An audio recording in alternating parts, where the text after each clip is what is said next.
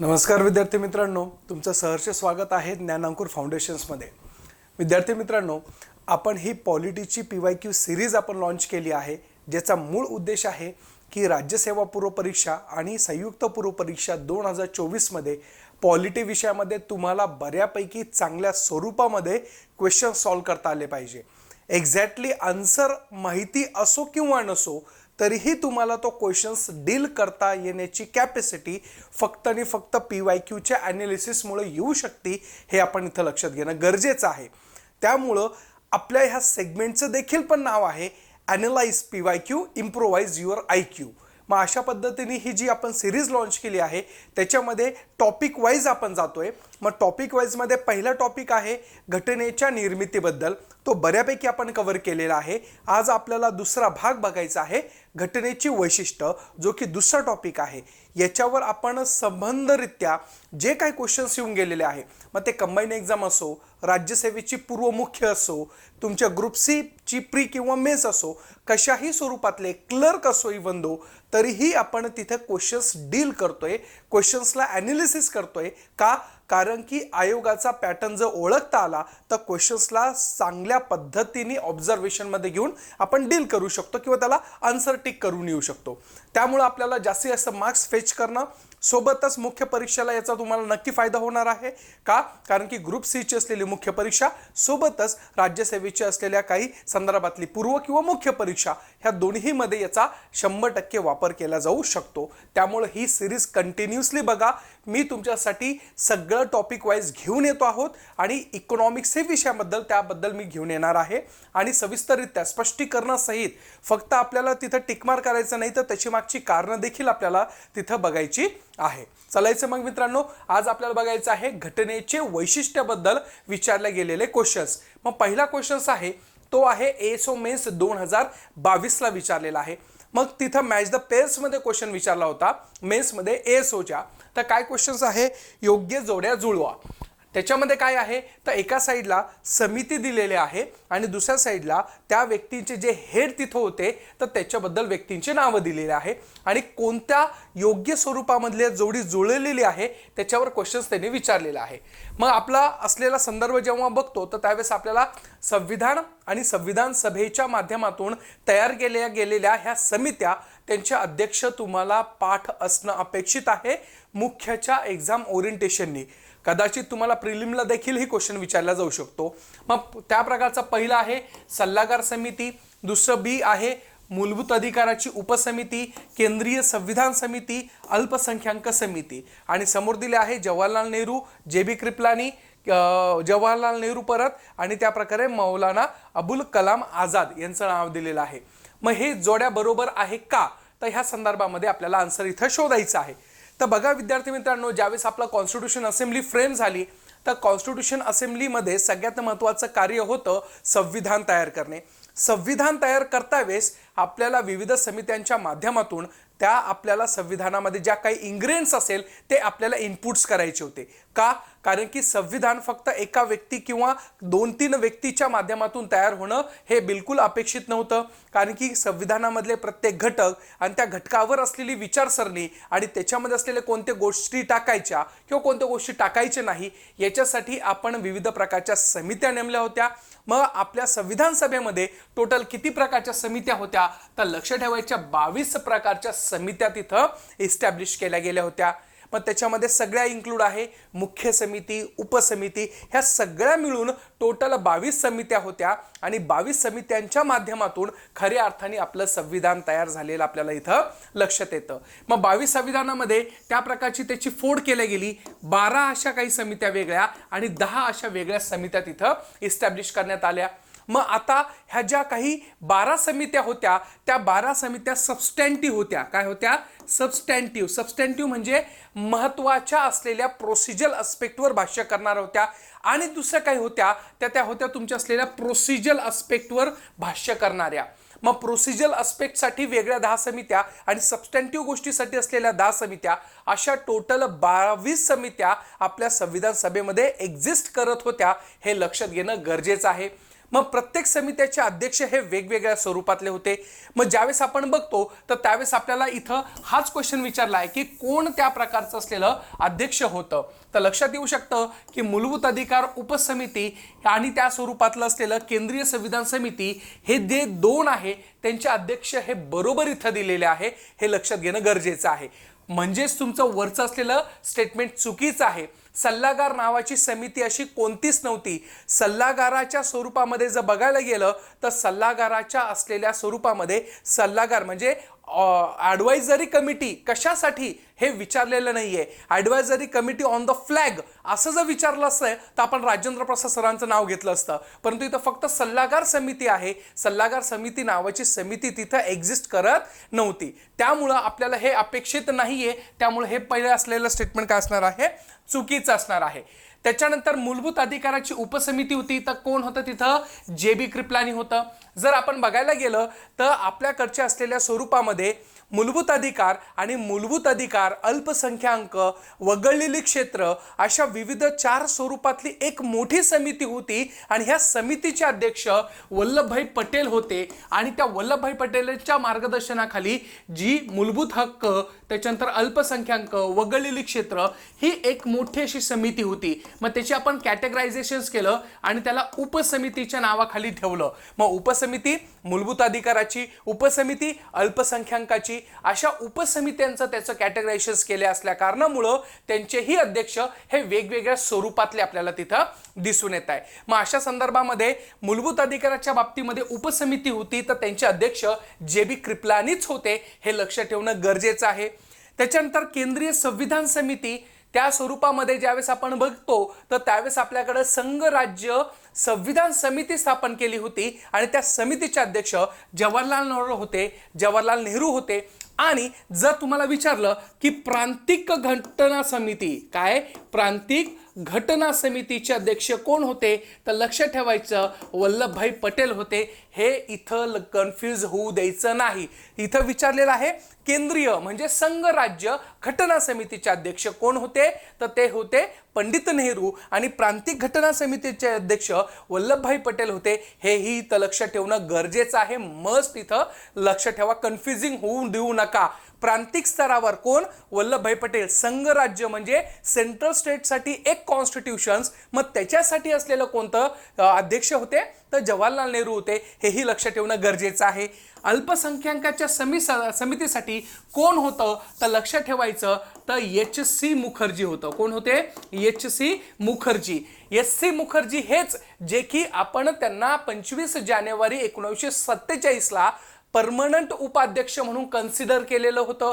कारण की frank Anthony यांना आपण त्या स्वरूपातले असलेले तात्पुरत्या स्वरूपातले उपाध्यक्ष म्हणून कन्सिडर केलं होतं, परंतु later on 25 January 1947 SC. Mukherjee यांना परमनंट उपाध्यक्ष केलं होतं. हेच ते उपाध्यक्ष एस.सी. मुखर्जी की ज्यांना आपण अल्पसंख्याक समितीचेही अध्यक्ष केलेले आपल्याला इथं दिसून येत आहे. त्यामुळं हे लक्ष ठेवायचं हे कोणत्या कम्युनिटीतून बिलॉंग करत होते तर लक्ष ठेवायचं Mukherjee belong from the Christian community. हेही इथं लक्ष ठेवणं गरजेचं आहे. म्हणून हे स्टेटमेंट काय आहे, चुकीचं आहे. म्हणजे ह्या दोनच जोड्या काय आहे, अगदी बरोबर आहे, ब आणि क. मग इथं आपल्याला दिसतंय 4थ्या क्रमांकाचं ऑप्शन आहे ब आणि क. त्यामुळे हे तुम्हाला लक्षात येणं अपेक्षित आहे. ह्या सगळ्या गोष्टी अंडरस्टँड करणं, समजून घेणं खरंच गरजेचं आहे. येत्या लक्षात ASOMES 2022 ला विचारलेला क्वेश्चन्स. चला पुढचा क्वेश्चनचा अभ्यास करायचा आहे.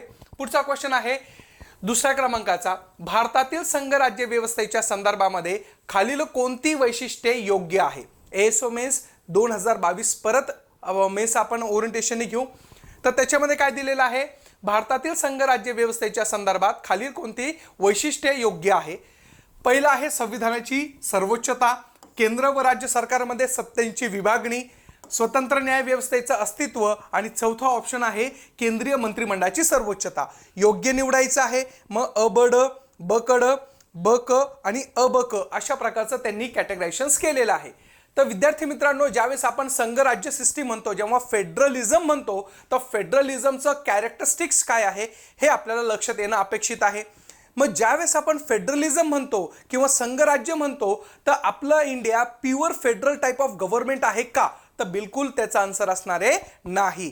का, आपलं 100% प्युअर संघराज्य संस्था असू शकत नाही. जर संघराज्य शब्दाचा असलेला आपण अर्थ बघितला तर there has to be a clear cut the division between the central government and the state government like your USA. मग USA is consider as the top most the federal country in the world असं म्हटलं जातं. मग अशा स्वरूपामध्ये इंडियाच्या कंटेक्समध्ये भारत हा नावाला एका प्रकारचा संघराज्य आहे, परंतु आपली पॉवर कोणाकडे टिल्ट आहे, कोणाकडे वळलेली आहे, तर सेंट्रल गव्हर्नमेंटकडे वळलेली आपल्याला तिथं दिसून येते. आणि इथं क्वेश्चनमध्ये पण विचारलेलं आहे की भारतीय संघराज्याबद्दल, प्युअर संघराज्याबद्दल विचारलं का त्यांनी? नाही, भारताच्या संघराज्याबद्दल विचारलेलं आहे.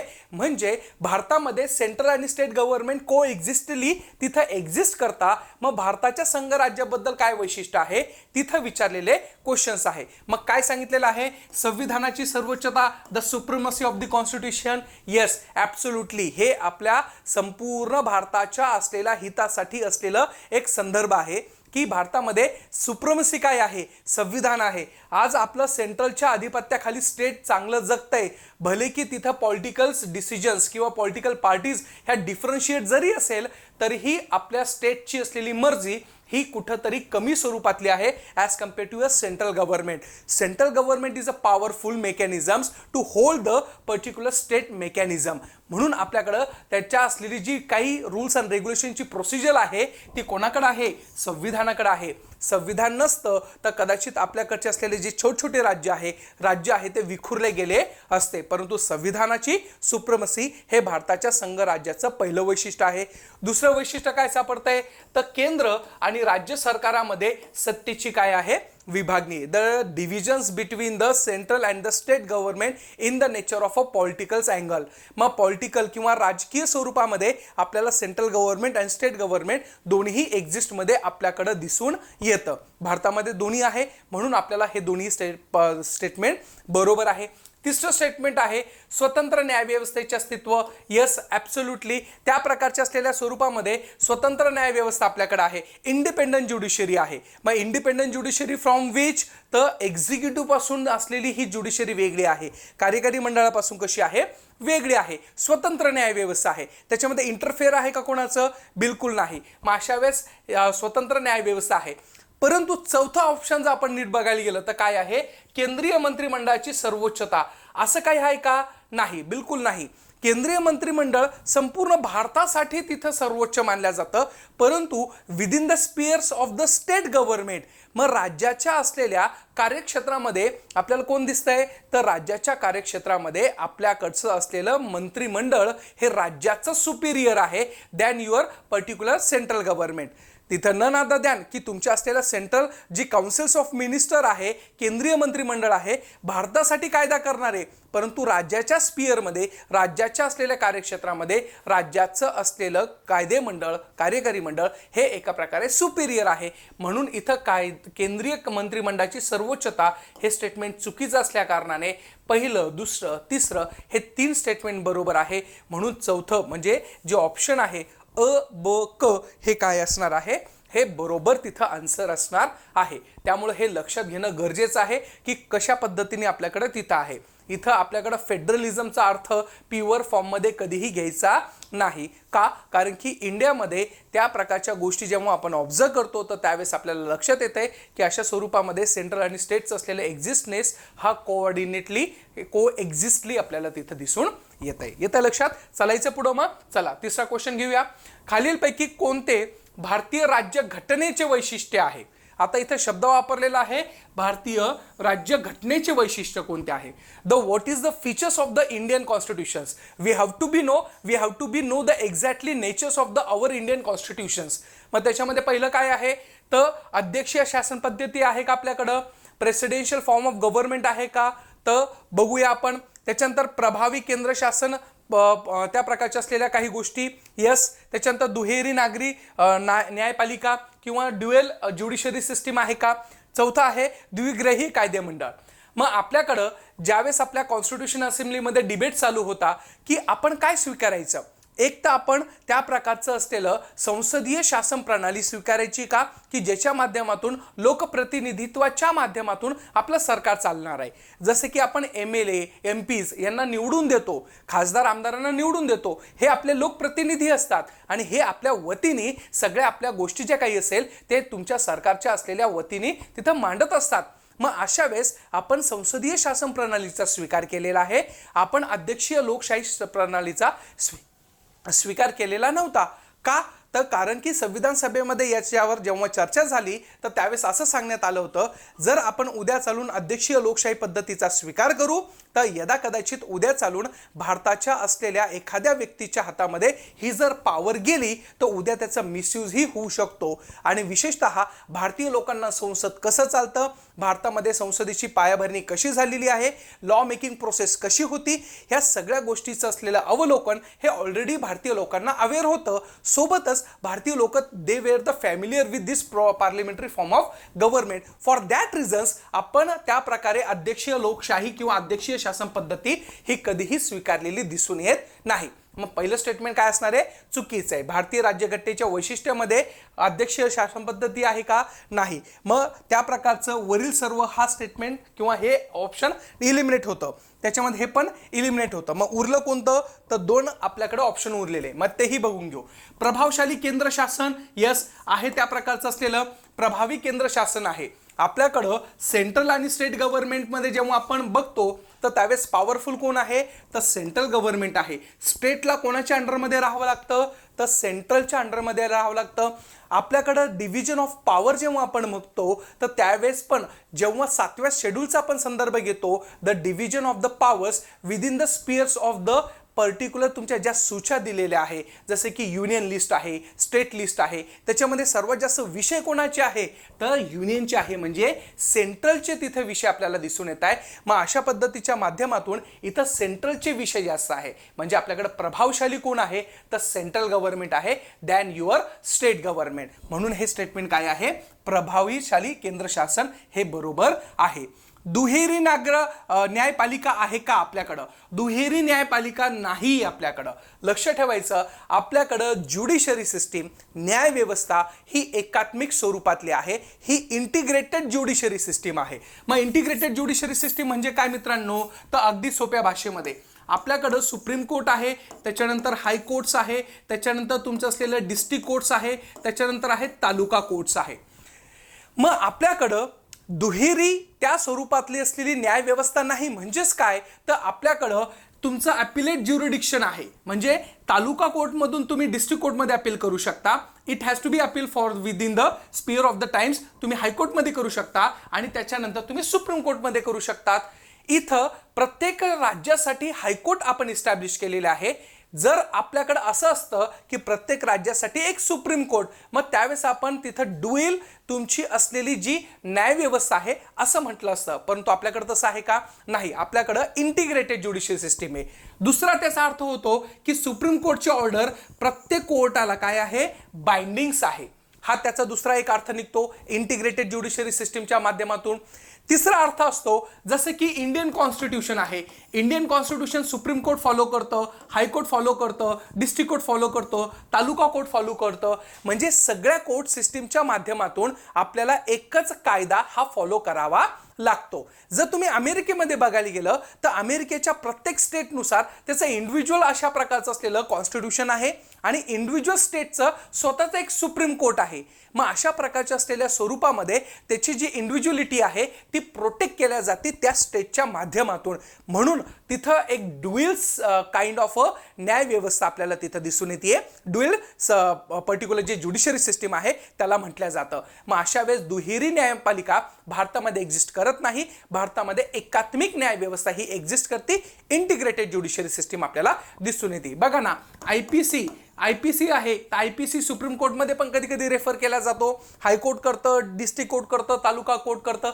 म्हणजे law within the spheres of the judicial system has been utilizes. मग अशा वेळेस आपल्याकडे जे काही गोष्टी असेल तर त्या स्वरूपामध्ये दुहेरी न्यायपालिका इथं दिसत येत नाही. आणि चौथं जे आहे दुहेरी कायदेमंडळ, येस आपल्याकडे 2 गृही म्हणजे ड्युएल हाऊसेस ऑफ लेजिस्लेचर आहे, जसं की आपण म्हणतो लोकसभा आणि काय आहे राज्यसभा आहे. आपल्या स्टेटमध्ये पण काही राज्यांमध्ये विधानसभा देखील आहे आणि विधान परिषद देखील आहे. ज्यावेळेस आपला विधानसभेचा संदर्भ घेतो तर नियर टू बी प्रत्येक राज्यामध्ये आपल्याकडे विधानसभा आहे, परंतु काही ठिकाणी जसं की 6 राज्य ज्याच्यामध्ये फक्त विधान परिषद आहे. ड्युएल असलेले जे हाऊस आहे तेही आपल्याकडे सेंट्रलमध्ये पण आणि स्टेटमध्ये पण एक्झिस्ट करता. हे भारताच्या असलेल्या राज्यघटनेचे काय आहे वैशिष्ट्य आपल्याला इथं दिसून येत आहे. हे लक्षात ठेवणं गरजेचं आहे. एलिमिनेशन मेथड तुम्ही चांगल्या पद्धतीने यूज करू शकता. मग हे गेलं मग त्या पद्धतीच्या असलेल्या स्वरूपामध्ये क गेलं, मग राहिलं काय फक्त ब आणि ड, म्हणून याचं ऑप्शन 3ऱ्या क्रमांकाचं ब आणि ड तिथं असणार आहे. हे लक्षात ठेवणं गरजेचं आहे. आलं लक्षात. मग ब आणि ड इथं ऑप्शन तिथं दिसून येत आहे. समजलं. चालायचं पुढं. चला चौथा क्वेश्चन आहे तो काय आहे नीट लक्षात घ्या. चौथा क्वेश्चन सांगतोय भारतातील राज्यघटनेतील खालीलपैकी कोणते वैशिष्ट्य ब्रिटिश राज्यघटनेतून घेतलेले नाही. कंबाईंड ग्रुप बी पूर्व परीक्षा 2022च्या संदर्भामध्ये क्वेश्चन होता.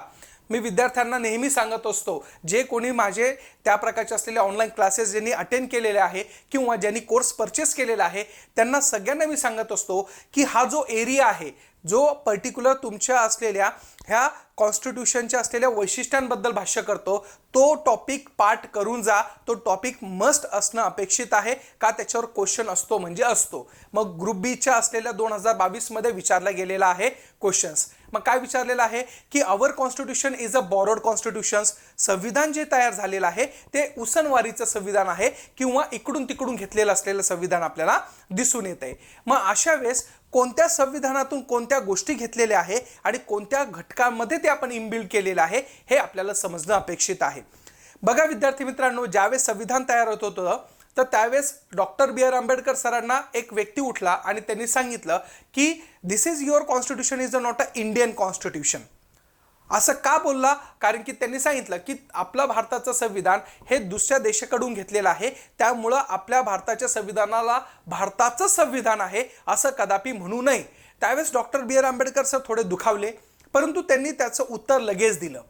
Doctor B R Ambedkar sir म्हटले होते, if you saying that this is a constitution is not our constitution, it's fine, it's up to you, it's your vision, but according to me आपण हे जे संविधान बनवलेलं आहे दुसऱ्या देशांकडनं आपण as it is copy paste नाही केले. आपल्या भारताची समाजरचना, आपल्या भारताची राज्यव्यवस्था, आपल्या भारताची अर्थव्यवस्था ह्या सगळ्या गोष्टीचा विचार करून त्याच्यामध्ये मॉडिफिकेशन करून आपल्या संविधानामध्ये आपण टाकलेलं आहे. म्हणजे आपलं संविधान हे कॉपी पेस्टेड संविधान नाहीये. ही पहिली गोष्ट. आणि दुसरी गोष्ट, जर तुम्ही म्हणत असाल की हे संविधान आपल्या भारताचं संविधान नसून हे सगळ्या जगाच्या असलेल्या स्वरूपातल्या संविधानाचं एका प्रकारे संकलन आहे, तर माझं असं मत आहे की जगाच्या पाठीवर एवढे काही संविधान असेल त्या संविधान वाचायची गरज नाहीये जर तुम्ही फक्त भारताचं संविधान वाचलं तर. कारण की this is a constitution is the constitution of a world. म्हणून अशा स्वरूपामध्ये ज्यावेळेस त्यांनी सांगितलं तर this is constitution of a world, तर त्यावेळेस आपल्याला ह्या सगळ्या गोष्टी लक्षात येऊ शकता. आलं लक्षात. मग अशा स्वरूपामध्ये ह्या प्रकारचा असलेला संदर्भ जेव्हा आपण घेतो तर त्यावेळेस आपल्याला लक्षात येत आहे की भारतातील राज्यघटनेतील खालीलपैकी कोणते वैशिष्ट्य ब्रिटिश कॉन्स्टिट्यूशनमधून घेतलेले नाही असा स्टेटमेंट विचारलेला आहे. मग आपण प्रत्येक कॉन्स्टिट्यूशनमधून काही ना काही बॉरोड केलेलं आहे आणि हे बॉरोड करता वेळेस काही गोष्टी आपल्याला लक्षात येणं अपेक्षित आहे. मग इथं काय आहे घेतलेलं नाही. सरकारचे संसदीय स्वरूप यस आपण ब्रिटनकडनं घेतलेलं आहे. सरकारचे मंत्रिमंडळ स्वरूप हे ब्रिटनकडनं घेतलेलं आहे. कायद्याचे राज्य हे पण आपण ब्रिटनकडनं घेतलेलं आहे. परंतु ही जी चौथी आहे ते आपण ब्रिटनकडून घेतलेलं नाहीये. ते कोणाकडनं घेतलेलं आहे? तो ऑस्ट्रेलियाकडनं घेतलेलं आपल्याला दिसून येत आहे. मग आपल्याला विविध कोणत्या देशाकडून काय घेतलेलं आहे हेही समजणं अपेक्षित गरजेचं आहे. मग अशा वेळेस आपल्याला दिसतंय की समवर्ती सूची असो किंवा व्यापार किंवा वाणिज्याचं असलेलं स्वातंत्र्य असो किंवा कलम 108 मध्ये जे आपण संयुक्त बैठकी आपण टाकलेली आहे त्या संयुक्त बैठकीची तरतूद ही ऑस्ट्रेलियाच्या कॉन्स्टिट्यूशनमधून बॉरोड केलेली आपल्याला दिसून येते. मग ब्रिटनच्या कॉन्स्टिट्यूशनमधून काय काय केलेलं आहे तर ब्रिटनच्या कॉन्स्टिट्यूशनमधून पार्लमेंटरी फॉर्म ऑफ गव्हर्नमेंट केलेलं आहे. त्याच्यानंतर तुमचं असलेलं काउन्सिल ऑफ मिनिस्टर कसं वर्क करेल त्याच्या संदर्भात आहे. लॉ मेकिंग प्रोसेस कशी आहे, कायदा करण्याची पद्धत कशी आहे, त्याच्यानंतर एकेरी नागरिकत्व हे देखील कुठून घेतलेलं आहे, तर पर्टिक्युलर तुमच्या ब्रिटनच्या कॉन्स्टिट्यूशन मधून घेतलेलं आहे. रूल ऑफ लॉ, कायद्याचं अधिराज्य, हे कुठून घेतलेलं आहे, तर ब्रिटनच्या कॉन्स्टिट्यूशन मधून घेतलेलं आहे. अशा विविध प्रकारचे असलेल्या, जसे की अमेरिका आहे, अमेरिकेच्या कॉन्स्टिट्यूशन मधून आपण काही गोष्टी घेतलेल्या आहे. जसे की अमेरिकेच्या कॉन्स्टिट्यूशन मधून फंडामेंटल राईट्स, त्याच्यानंतर ज्युडिशरी, त्याच्यानंतर तुमचं असलेलं महाभियोगाची पद्धत, त्याच्यानंतर उपराष्ट्रपतीचे पद, अशा विविध गोष्टी आणि त्या स्वरूपामध्ये असलेल्या काही अजून संदर्भ घेता वेळेस विविध देशांचं असलेलं काही गोष्टी आपल्याला लक्षात येऊ शकता. मग त्याच्यामध्ये जर्मनी जर बघायला गेलं तर आणीबाणीच्या काळामध्ये फंडामेंटल राईट्स कसे सप्रेस केल्या जाईल ते जर्मनीच्या असलेल्या कॉन्स्टिट्यूशन मधून घेतलेलं आपल्याला दिसून येतात. सोव्हिएत रशियनकडनं आपण काय घेतलेलं आहे, तर मूलभूत कर्तव्य घेतलंय. आयर्लंडकडनं काय घेतलंय, डीपीएसपी घेतलेलं आहे. मग अशा विविध प्रकारच्या ज्या काही गोष्टी आहे त्या सगळ्या गोष्टी आपण विविध देशांकडनं आपण घेतलेलं आहे. त्याच्यामध्ये मॉडिफिकेशन केलं आणि मॉडिफिकेशन करून आपण त्याच्यामध्ये ज्या काही गोष्टी इनबिल्ड करायच्या आहे त्या इनबिल्ड केलेल्या गोष्टी आपल्याला तिथं टाकायला दिसून येत आहे. आलं लक्षात. मग अशा वेळेस कोणतं नाही घेतलं आहे ब्रिटनच्या कॉन्स्टिट्यूशन मधून, तर चौथं स्टेटमेंट आपल्याला तिथं दिसून येत आहे. आलं लक्षात मित्रांनो. मी जेव्हा सविस्तररित्या त्यावर चर्चा करेल किंवा त्या प्रकारची आपली बॅच चालू करतोय आपण, लवकरच आपण बॅच चालू करणार आहे. मी त्याची आता अनाउन्समेंट करतोच की कधी आपण स्टार्ट करतोय. आपल्या असलेले जे ॲप आहे ते ॲप डाउनलोड करा आणि ॲपच्या माध्यमातून तुम्हाला सगळ्या काही गोष्टी, पीडीएफ्स असेल, टेस्ट सिरीज असेल, सगळ्या गोष्टी एक्झाम ओरिएंटेशन्स आपण तिथं एक्झिक्यूट करणार आहोत. आलं लक्षात. चलायचं पुढं. चला, पुढचं आहे 6व्या क्रमांकाचा प्रश्न. खालील विधाने लक्षात घ्या. इंडस्ट्रियल मेन्स सप्टेंबर 2022 मध्ये क्वेश्चन्स विचारलेला आहे. सगळ्या ॲस्पेक्टनी आपल्याला कव्हर करायचं आहे. केशवानंद भारती खटल्यातील सर्वोच्च न्यायालयाच्या निर्णयाद्वारे संविधानाची मूलभूत चौकट ही संकल्पना प्रस्थापित झाली. पहिलं स्टेटमेंट. दुसरं स्टेटमेंट आहे अनुच्छेद 368 नुसार संविधानामध्ये बदल करताना दुरुस्तीत अपेक्षित असून परिवर्तन अपेक्षित नाही, असं त्या संदर्भामध्ये जजमेंटमध्येही सांगितलेलं आपल्याला तिथं दिसून येते. बघा, आपलं संविधान आणि आपल्या संविधानामध्ये सगळ्यात महत्त्वाचा असलेला जर काही गोष्टी असेल तो म्हणजे संविधानाचा जिवंतपणा. आणि हा जिवंतपणा फार महत्त्वाचा असतो. जसं समाज बदलतो, जशी राज्यव्यवस्था बदलती, जशी अर्थव्यवस्था बदलती, तशा समाजाच्या अर्थव्यवस्थेच्या राज्यव्यवस्थेच्या अनुकरणाच्या माध्यमातून आपलं संविधान देखील काय झालं पाहिजे, बदललं पाहिजे. मग आपल्याकडं संविधानामध्ये 368 नुसार काळानुरूप घटना दुरुस्तीही केल्या जातात. मग ही घटना दुरुस्तीची जी तरतूद आहे ते साऊथ आफ्रिकेच्या कॉन्स्टिट्यूशन मधून आपण घेतलेली आहे. मग अशा वेळेस ज्यावेळेस आपल्याला कळतंय की घटना दुरुस्ती आणि घटना दुरुस्तीच्या अनुषंगाने भारतातील असलेल्या ज्या काही महत्त्वाच्या दुरुस्त्या आहे त्या आपण काय केलेल्या आहे, दिवसंकाळी केलेल्या आहे. नियर टू बी 105 पर्यंत आपण घटना दुरुस्ती आतापर्यंत केलेल्या आहे, तब्बल 75 वर्षामध्ये. मग अशा वेळेस घटना दुरुस्ती करता वेळेस काही गोष्टीचं असलेलं बंधन देखील शासनाला किंवा संसदेला या सुप्रीम कोर्टने टाकलेलं आहे. मग अशा वेळेस 1973 ची असलेली केशवानंद भारती केस, ह्या केसमध्ये स्पष्टपणे सांगितलेलं आहे you can amend the constitutions but within the framework of the basic structure. म्हणजे तुम्ही संविधान बदलू शकता, परंतु हे बदलत्या वेळेस तुम्हाला काही गोष्टीची काळजी घेतली पाहिजे, ते म्हणजे बेसिक स्ट्रक्चरची, मूलभूत संरचनेची. मग मूलभूत संरचना आपल्या संविधानामध्ये कुठं स्पष्ट केलेलं नाहीये, परंतु संविधानाच्या असलेल्या ज्या काही जजमेंट्स बाहेर येणार आहे किंवा कोर्टाचे इंटरप्रिटेशन डे बाय डे येतील, तर त्यावेळेस खऱ्या अर्थाने काय होणार आहे, तुमच्या बेसिक स्ट्रक्चरची डेफिनेशन्स इलॅबोरेट केल्या जाणार आहे आणि afterwards it will be accumulated within the constitution itself. Afterwards तुमच्या असलेले जे बेसिक स्ट्रक्चर काय असेल ते नंतर तिथं इलॅबोरेट केल्या जाणार आहे.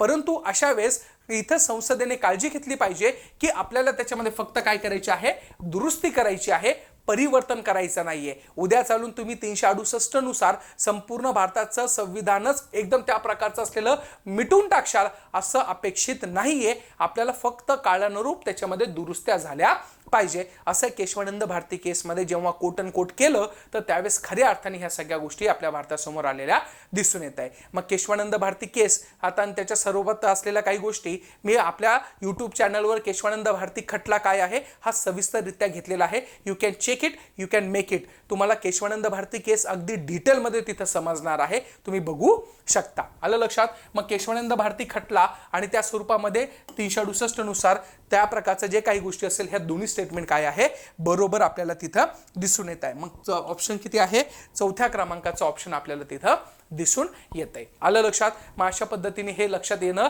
अपेक्षित आहे किंवा अशा प्रकारे क्वेश्चन येता तर हे तुम्हाला पाठ असणं अपेक्षित आहे. लॉजिक लावून पण तुम्ही ते सॉल्व्ह करू शकता, काहीच प्रॉब्लेम नाहीये. सिंपल थिंग आहे, जास्त बंबार्डिंग करायची गरज नाही पडत. ठीक आहे. चला, 7वा क्वेश्चन आहे, भारतीय संविधानाला एक सामाजिक प्रलेख असे नाव कोणी दिलेलं आहे. सामाजिक प्रलेख असं नाव कोणी दिलेलं आहे. टॅक्स असिस्टंट ऑगस्ट 2022 मध्ये क्वेश्चन आलेला आहे. तर त्याच्या संदर्भामध्ये क्वेश्चन विचारल्या कारणामुळे आपल्याला माहिती असणं अपेक्षित आहे की भारताच्या असलेल्या संविधानाला एका स्वरूपामध्ये सामाजिक प्रलेख असे म्हणून काय केलेलं आहे, संबोधलेलं आहे. सामाजिक प्रलेख म्हणजे काय, तर समाजासाठी एका प्रकारची असलेली शासन स्वरूपामध्ये बांधणी करून देणारा एक डॉक्युमेंट्स हे आपलं संविधान आहे. शासनाने काय करावं, प्रत्येक व्यक्तीचे अधिकार कोणते असणारे, शासनाच्या कर्तव्य जबाबदाऱ्या सोबतच शासनाच्या असलेल्या काही मूलभूत असलेल्या अधिकाराबद्दल देखील इथं वाच्यता केलेली आहे आपल्या संविधानाने. मग हे जेव्हा संविधान वाचल्या जातं तर त्यावेळेस त्याच्यावर टीका टिप्पणी होणं अपेक्षित आहे.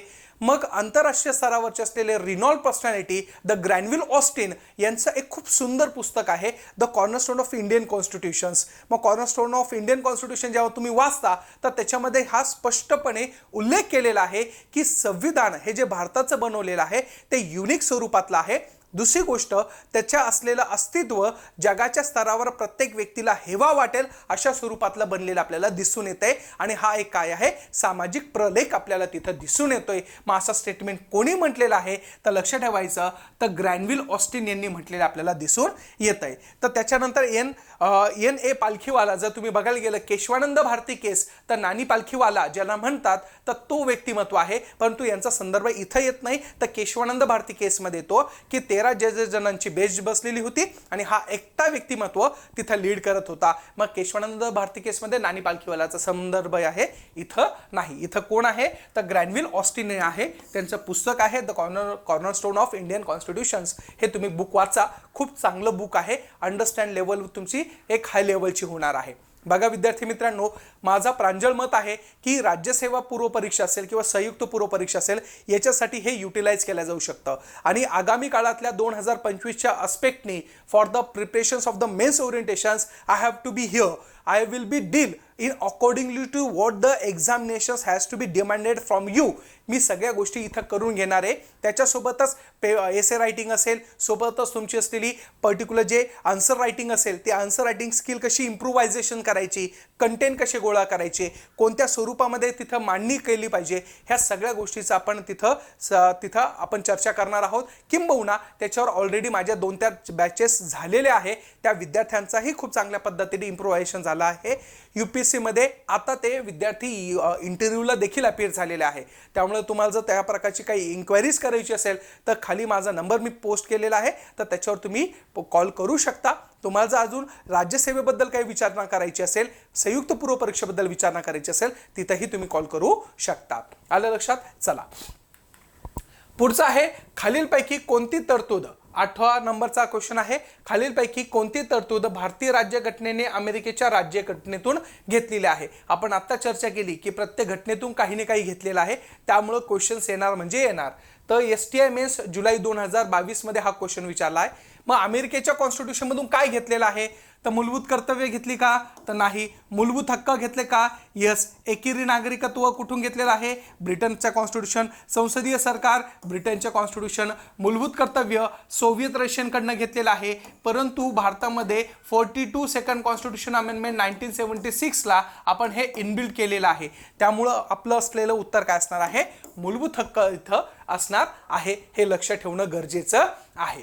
त्याच्यानंतर आहे पुढचा क्वेश्चन, 9वा क्वेश्चन, भारतीय संविधानाच्या वैशिष्ट्यापैकी संघराज्याच्या तत्वाशी पुढीलपैकी कोणती वैशिष्ट्ये सुसंगत नाही. थोडा क्लिष्ट क्वेश्चन आहे, परंतु हे जेव्हा ॲनालिसिस करू मित्रांनो तर त्यावेळेस तुमच्या कॉन्सेप्टची क्लिअरिटी तिथं असणं अपेक्षित आहे. कॉन्सेप्ट क्लिअर असेल तर तुम्हाला कोणत्याही स्वरूपामधला क्वेश्चन हा डिफिकल्ट जाऊ शकत नाही. मग याच्यामध्ये आपल्याला काय दिसून येतंय, तर भारताच्या संविधानाच्या वैशिष्ट्यापैकी एक वैशिष्ट्य आहे ते म्हणजे काय, संघराज्य. परंतु भारत हे pure form of federal government आहे का, तर बिलकुल नाही. मग इथं शब्द विचारलेला आहे. भारताचं एक संविधानाचं वैशिष्ट्य आहे की भारत संघराज्य आहे, परंतु भारताच्या संघराज्य आणि प्युअर संघराज्य याच्यामधला डिफरन्शिएट काय आहे आणि कोणतं भारताच्या स्वरूपामध्ये इथं संघराज्य सुसंगत नाहीये असं विचारलेलं आहे. मग ज्यावेळेस आपण बघतो तर आपल्याकडे संघराज्य म्हणजे काय ह्या संकल्पनेचा जेव्हा आधार घेतो तर त्यावेळेस प्युअर संघराज्य काय आहे हे तिथं लक्षात घेणं गरजेचं आहे. प्युअर संघराज्याचं जर उदाहरण द्यायला गेलं तर आपल्याला काय दिसतंय, USA दिसतंय. मग आता इथं प्युअर संघराज्य म्हणजे काय, तर जिथं division of power he properly केल्या जाते. डिव्हिजन ऑफ द पॉवर्स म्हणजे काय, तर सेंट्रलची पॉवर काय आहे, स्टेटची पॉवर काय आहे, हे एक्झॅक्टली तिथं काय केलं जातं, इक्वली डिस्ट्रीब्यूट केल्या जातं. जसे की फॉर एक्झाम्पल सेंट्रलला जर 50 कामं दिली असेल तर स्टेटलाही देखील किती कामं देणार आहे, 50च कामं देणार आहे. सोबतच तुमच्या असलेल्या प्रत्येक कामाच्या विभागणीमध्ये ते एकमेकांमध्ये इंटरफेअर करू शकत नाही. म्हणजे there has to be a exactly the separations power has been divided the 2 units. तुम्हाला त्या प्रकारचं असलेलं एकदम सेपरेटली करावं लागतं. आणि सगळ्यात महत्त्वाचं, they were stay within this particular federal system bye way of a contract. ते कशाने एक्झिस्ट करताय, कशाने राहताय, तर कॉन्ट्रॅक्टने राहताय. जर स्टेट गव्हर्नमेंटला आणि सेंट्रल गव्हर्नमेंटला एक बांधून ठेवलेलं आहे तर त्याच्यावेळेस आपण त्याला काय म्हणतोय की त्यांनी कुठेतरी कॉन्ट्रॅक्ट केलेलं असणार आहे. परंतु भारतामध्ये तसं दिसतंय का, बिलकुल नाही. भारतामध्ये आपल्याला अशा प्रकारच्या गोष्टी बिलकुलच दिसत नाहीये. भारतामध्ये सेंट्रल गव्हर्नमेंट आणि स्टेट गव्हर्नमेंटमध्ये काही त्या प्रकारचे असलेले काही कॉन्ट्रॅक्ट झालेले आहे का, बिलकुल कॉन्ट्रॅक्ट झालेले नाहीये. आपल्याला इथं त्या प्रकारच्या स्वरूपाच्या माध्यमातून ज्यावेळेस आपण बघतो तर त्यावेळेस इथं कॉन्ट्रॅक्ट झालेला नाहीये. म्हणून आपल्याकडं प्युअर फॉर्म ऑफ फेडरेशन असू शकत नाही. मग आता प्युअर फॉर्म ऑफचे जे संघराज्य आहे त्याचे वैशिष्ट्य काय असतात तर ते आपल्याला इथं बघता येऊ शकतात. मग भारताच्या संघराज्याबद्दल तुम्हाला इथं वैशिष्ट्य कोणती नाहीये ते विचारलेलं आहे. सर्व घटक राज्यासाठी एकच संविधान. आता हे भारताचं आहे, हे भारताचं आहे, परंतु प्युअर संघराज्याचं आहे का, नाही. जसं की USA, तिथं USA मध्ये सेंट्रलचं असलेलं कॉन्स्टिट्यूशन वेगळं, स्टेटचं कॉन्स्टिट्यूशन वेगळं. त्यामुळं भारताच्या असलेल्या स्वरूपामध्ये हे आपल्याकडं वेगवेगळं आहे का, नाही. भारतामध्ये एकच संविधान आहे, सेंट्रलसाठी तेच, स्टेटसाठी तेच. मग आपल्याकडं सुसंगत कोणतं नाहीये, तर पहिलं स्टेटमेंट सुसंगत नाहीये की जे प्युअर संघराज्याबद्दल भाष्य करतं. त्यामुळं प्युअर संघराज्य काय आहे, जिथं तुमचे असलेले स्पेशली डिमार्केटेड केलेल्या लाईन्स असतात. मग हे कुठं सापडतंय, US मध्ये सापडतंय. मग भारताचं आहे का, हे नाहीये. म्हणून इथे पहिलं स्टेटमेंट बरोबर. त्याच्यानंतर एकल नागरिकत्व. आता आपल्या भारतामध्ये एकल नागरिकत्व आहे, म्हणजे एकच नागरिकत्व आहे. US मध्ये आहे का, नाही. मग अशा स्वरूपामध्ये आपलं प्युअर संघराज्य आहे का, नाही. तिथं कसं आहे तसे तुमचं US असलेलं वेगळं आणि तुमचे ज्या स्टेटमध्ये राहतात त्याचं. तुम्ही if you are living within the Florida, तर फ्लोरिडाचं असलेली सिटिझनशिप वेगळी, USची सिटिझनशिप वेगळी आहे. मग तुम्ही जॉर्जियामध्ये राहत असेल तर जॉर्जियाची सिटिझनशिप वेगळी आणि USची सिटिझनशिप वेगळी. परंतु भारतामध्ये तसं आहे का, महाराष्ट्रातला माणूस, केरळमधला माणूस, त्याची भारताची एकच नागरिकत्व आहे. म्हणजे सुसंगत काय नाहीये तर हे, कारण की हे कशाशी सुसंगत नाहीये तर तुमच्या असलेल्या प्युअर संघराज्याशी, तत्वाशी सुसंगत नाहीये. असा सरळ सरळ क्वेश्चन आहे. त्याच्यानंतर केंद्राला अधिक कायदे निर्मितीचा अधिकार हा भारतामध्ये आहे. परंतु ज्यावेळेस तुम्ही USचं बघता तर त्यावेळेस तुम्हाला काय दिसणार आहे की पर्टिक्युलर तुमच्या सेंट्रलची कामं वेगळी, स्टेटची कामं वेगळी. आपल्याकडे तसं आहे का, नाही. जर आपण बघायला गेलं तर नियर टू बी 100 विषय हे कोणाला दिलेलं आहे, सेंट्रलला आहे. नियर टू बी 62 विषय हे कोणाला आहे, स्टेटला आहे, इंडियामध्ये. म्हणजे आपल्याकडे पॉवरफुल कोण आहे, तर सेंट्रल गव्हर्नमेंट आहे. मग हे जे वाक्य आहे, केंद्राला अधिक कायदे निर्मितीचे अधिकार, हे अधिकार त्या प्रकारे संघराज्याच्या तत्वाशी काय आहे, सुसंगत आपल्याला दिसून येत नाही. येतं लक्षात. त्याच्यानंतर आहे केंद्राद्वारे राज्यपालाची नेमणूक. आता आपल्याकडे केंद्राद्वारे राज्यपालाची नेमणूक केल्या जाते. मग आपलं प्युअर संघराज्य आहे का, बिलकुलच नाही. मग अशा वेळेस तुमचं अ ब क ड हे काय आहे, याचा आन्सर असणार आहे की हे काय नाहीये, संघराज्य ह्या संकल्पनेसोबत सुसंगत दिसत नाही. म्हणजे संघराज्यासाठी तुम्हाला जर संघराज्य म्हणायचं असेल तर याच्यामध्ये त्या प्रकारचं असलेलं 2 संविधान पाहिजे, 2 नागरिकत्व पाहिजे, त्याच्यामध्ये अधिकाराची प्रॉपरली विभागणी केली पाहिजे, तरच तुम्ही संघराज्य म्हणू शकता. भारत हा प्युअर संघराज्य असू शकत नाही. मग भारतामध्ये एकच त्या प्रकारचा सिमिलर दिसते की ज्याच्यामुळे संघराज्य आहे. घटक राज्याचे कायदे निर्मितीचे अधिकार केंद्र उल्लंघन अतिक्रमण करू शकत नाही, तर आपल्याकडे त्या प्रकारचं असलेलं केल्या जातं. मग अशा पद्धतीने याचा आन्सर असणार आहे अ ब क ड असणार आहे. आता आपण शेवटचा क्वेश्चन बघूया मित्रांनो. आपण याचे 2-3 भाग करणार आहोत कारण की हा चॅप्टर मोठा आहे. मग याच्यामध्ये मी प्रत्येक एलॉबरेटिव्ह काय घेतोय, तुम्हाला ती कॉन्सेप्ट क्लिअर झाली पाहिजे म्हणून. त्यापूर्वी आपण एक बॅच लॉन्च करतोय. त्या बॅचचं नाव आहे साध्यपूर्ती बॅच, ज्याच्यामध्ये राज्यसेवा पूर्व परीक्षा, संयुक्त पूर्व परीक्षा आणि तुमची फास्ट ट्रॅक बॅचेस असणार आहे की ज्याच्यामुळं तुमच्या असलेल्या कॉन्सेप्टच्या क्लॅरिटीवर फोकस, एक्झाम ओरिएंटेशन्स आणि तुम्हाला ते कॉन्सेप्ट समजलीच पाहिजे याच्यावर आपले ह्या बॅचचं वैशिष्ट्य असणार आहे. आणि ही बॅच आपण लॉन्च करतोय लवकरात म्हणजे अगदी 2-4 दिवसामध्येच. त्यामुळं तुम्ही कंटिन्यू कनेक्ट रहा जेणेकरून तुमच्या असलेल्या अभ्यासाला एक वेगळी गती प्राप्त होईल. चला पुढचा शेवटचा प्रश्न आहे 10वा. खालील विधाने विचारत घ्या. कंबाईन बी 2021 ला विचारलेला आहे. तो म्हणजे विधान ए, संसदीय पद्धतीमध्ये प्रशासनावरील कायदेमंडळाचे नियंत्रण हे अध्यक्षीय पद्धतीपेक्षा भिन्न असते. कारण ब, प्रशासनावर कायदेमंडळाचे नियंत्रण हे लोकसत्ताक शासनाचे महत्त्वाचे वैशिष्ट्य आहे. आता मित्रांनो, कधी पण तुम्हाला अशा प्रकारचं जे 2 स्टेटमेंट येत आहे अ ब बरोबर, त्याचं हे कारण आहे का, तर पहिले कधी पण कॉन्सेप्ट क्लिअर करायची. असर्शन आणि रिझन ज्याला आपण म्हणतो ते स्टेटमेंट्स असतात. मग त्याच्यामध्ये काय असतं की पर्टिक्युलर तुमचं असलेलं वरचं जो आहे तो असर्शन आहे, गृहीतक आहे. मग त्याचं खालचं ब जे दिलेलं आहे ते कारण आहे का, अशा प्रकारे पहिले माइंडमध्ये क्वेश्चन तयार करून घ्यायचा. मग तुम्हाला ते लगेच कळेल. जसं की संसदीय पद्धतीमध्ये प्रशासनावरील कायदेमंडळाचे नियंत्रण अध्यक्षीय पद्धतीपेक्षा भिन्न असते, अशा प्रकारचा स्टेटमेंट आहे. मग याचं हे कारण आहे का, कारण असं आहे का, प्रशासनावर कायदेमंडळाचे नियंत्रण हे लोकसत्ता शासनाचे महत्त्वाचे वैशिष्ट्य आहे. हे कारण आहे का, हे जेव्हा आपण ॲनालिसिस करतो ना मित्रांनो, तर आपल्याला दिसून येतं की हे त्याचं कारण नाहीये, परंतु दोन्ही स्टेटमेंट काय आहे, अगदी बरोबर आहे. काय आहे, अगदी बरोबर आहे. म्हणून आपल्याला काय दिसतंय, अ आणि ब दोन्ही बरोबर आहे, परंतु ब हे अ चे योग्य स्पष्टीकरण नाही. काय सांगितलेलं आहे स्टेटमेंट, संसदीय पद्धतीमध्ये प्रशासनावरील कायदेमंडळाचे नियंत्रण हे अध्यक्षीय पद्धतीपेक्षा भिन्न असते. अगदी बरोबर. तुमच्या असलेल्या जे प्रेसिडेन्शियल फॉर्म ऑफ गव्हर्नमेंट आहे, अध्यक्षीय लोकशाही पद्धती आहे, त्याच्यामध्ये वॉटर टाईट सेपरेशन असतं. The executive should not be interfere with in the matter of a legislature, legislatures can not be interfere with in the executive. म्हणजे तिथलचं जे पर्टिक्युलर लेजिस्लेचर, एक्झिक्युटिव्ह म्हणजे कायदे मंडळ, कार्यकारी मंडळ, ज्युडिशरी यांच्यामध्ये वॉटर टाईट सेपरेशन असतं. अगदी विभागणी केलेली असते, त्याच्यामध्ये कोणीही मिक्सअप करू शकत नाही. परंतु इंडियामध्ये जर बघायला गेलं तर लेजिस्लेचर आणि एक्झिक्युटिव्ह हे आपल्या एकाच नाण्याच्या काय आहे, 2 बाजू आपल्याला दिसून येत आहे.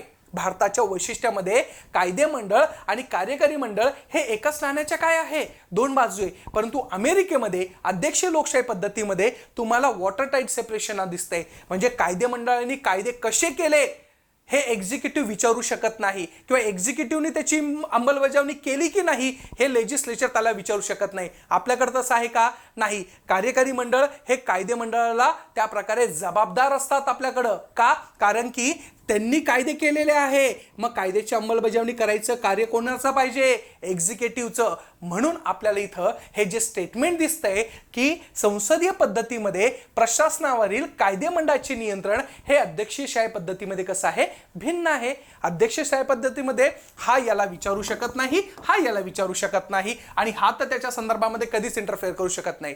आपल्याकडं काय आहे, ह्या दोघांनी काम केलं नाही तर ज्युडिशरी त्या प्रकारचं इंटरफेअर करू शकते by way of judicial review, by way of judicial activism, by way of judicial त्या प्रकारचं असलेलं पिटिशन्स दाखल करून स्वतःहून इंटरफेअर केल्या जाऊ शकतं. ही भारताची असलेली किमया आपल्याला इथं दिसून येते. त्यामुळे आपल्याला हे स्टेटमेंट बरोबर आहे.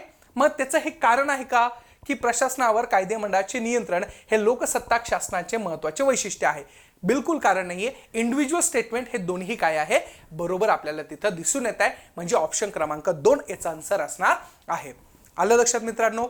आय होप तुम्हाला ह्या सिरीजच्या माध्यमातून बऱ्यापैकी कॉन्सेप्ट क्लिअर झाले असणार आहे. आणि ह्या कॉन्सेप्टचं माझा एकच उद्दिष्ट आहे, तुम्हाला जास्तीत जास्त त्या प्रकारे तिथं कॉन्सेप्ट समजल्या पाहिजे. आणि यापुढं आपण लगेच कंटिन्यूशनमध्ये आपण हे काय करणार आहोत, सिरीज कंटिन्यूमध्ये रन करणार आहोत. हा आहे भाग क्रमांक 1. लगेच आपण त्या प्रकारचा भाग क्रमांक 2 हा दुपारपर्यंत अपलोड करून टाकाल. तुम्ही बघत राहा. तुमच्या अभ्यासाचा एनरिचमेंट वाढा. Keep studying. आलं लक्षात. Thank you so much.